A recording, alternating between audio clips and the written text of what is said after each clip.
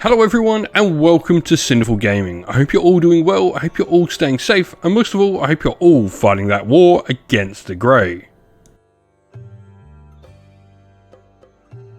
In today's video, we're going to take a look at how to start collecting a Tomb King's force using the Nehekharan Royal Host Army of Infamy rules, found inside the Tomb King's Arcane Journal.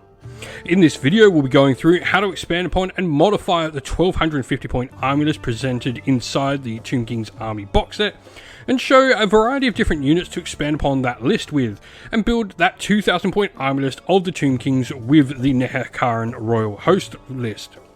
Now, if you wish to learn about the contents of the Tomb King's box set, the army box set, we have a video up already going over exactly what comes inside the box and how to build a generic Tomb King's army. Today's video is sponsored by Gap Games, a fantastic miniature wargaming store in Queensland, Australia. They stock a wide variety of miniature wargames from all things Games Workshop to some of my personal favourites, Conquest, The Last Argument of Kings, and all things Modifius wargames as well.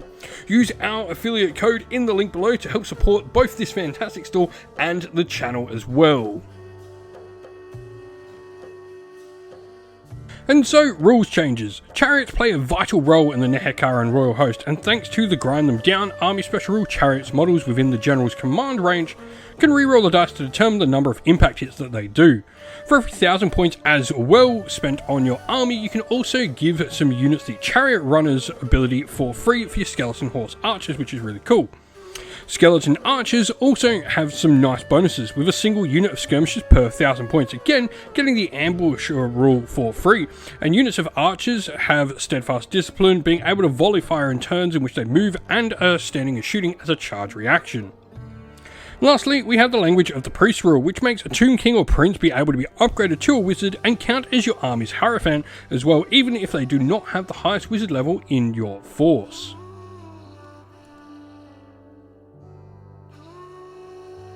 And so, where to next? The first unit we are going to look at actually makes use of both the Skeleton Warrior and Skeleton Archer models in the original army box. Skeleton Infantry cohorts are a mix of both combat and archer troop skeletons, and the motley crew means that the combat troops essentially make up the frontmost ranks, and the archers fall in behind in the back ranks.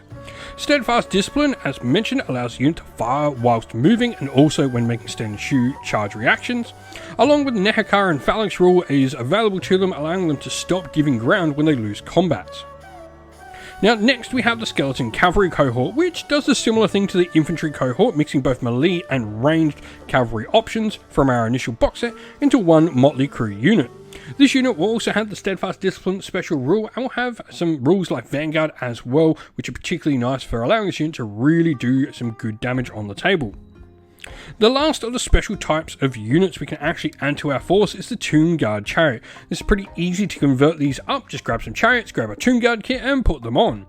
These are exactly what you think, skeleton chariots that replace their crew with elite Tomb Guard, and they'll gain the cleaving blow rule to provide some strong damage boost to your regular chariots.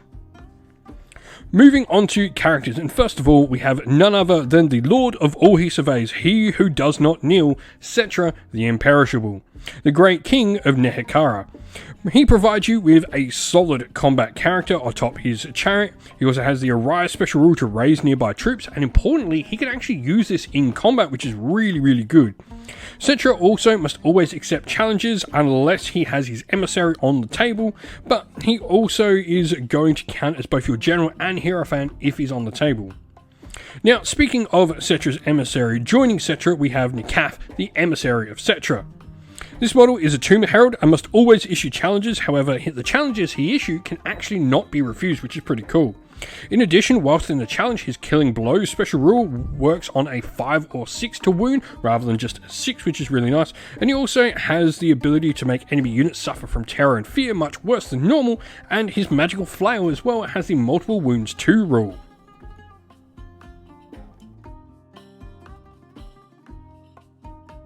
Now, moving on to our army list.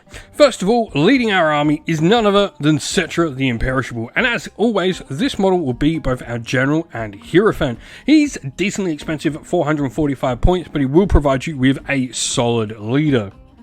Joining him, as always, is his loyal servant, Nehekharan, Cetra's emissary. Not much more to say about him that we haven't said already. And then lastly for our characters, with some simple converting out of the original box, we've chosen to put the Tomb King mounted atop the Necrolith Bone Dragon that comes inside it. This model is equipped with heavy armour and a shield, and also carries the magical weapon, the Flail of Skulls, for some multiple damage to goodness. Now moving on to core, the backbone of our force is made up of 2 large units of skeleton infantry cohorts. Both of these units will have 20 Royal Host warriors and 16 Royal Host archers. These have both been upgraded with full command and have taken the Nehekharan phalanx ability as well, giving them some really solid sort of foundation to our force.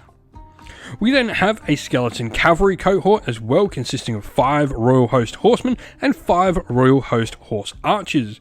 This unit has also been equipped with a full command, so that is musician, standard bearer and champion model. Next up, we have the first of our 2 chariot units, and the first of these is 3 skeleton chariots. The unit here has a full command and has been upgraded with the magic item, the War Banner. This gives them an additional +1 bonus to combat resolution on top of the already bonus that you get for having a banner. Lastly, for our chariots, we then have 4 Tomb Guard chariots. This unit has a full command and carries a magic banner called the Mirage Banner. This magic banner actually gives you a -1 to hit when enemy units try to shoot you. Pretty cool for keeping probably your most important unit alive, as this is probably where Cetra is going to go. Now lastly, for our force, we then have a unit of 6 skeleton horse archers. These will be built out of the horse archers from the initial box set. 6 models in the unit. We then have just the Master of Horse, which is the unit's chariot, and then we also have the Chariot Runners special rule, which gets put on them for free thanks to our army special rules. These can do nicely to protect some of your chariots from an initial charge. And so that is it for the video. If you have any questions, any thoughts, let us know down in the comments below and we will endeavour to get back to you. Thank you all for watching. Once again, stay safe, stay well, and most of all, keep fighting that war against the grey, everyone. Ciao for now.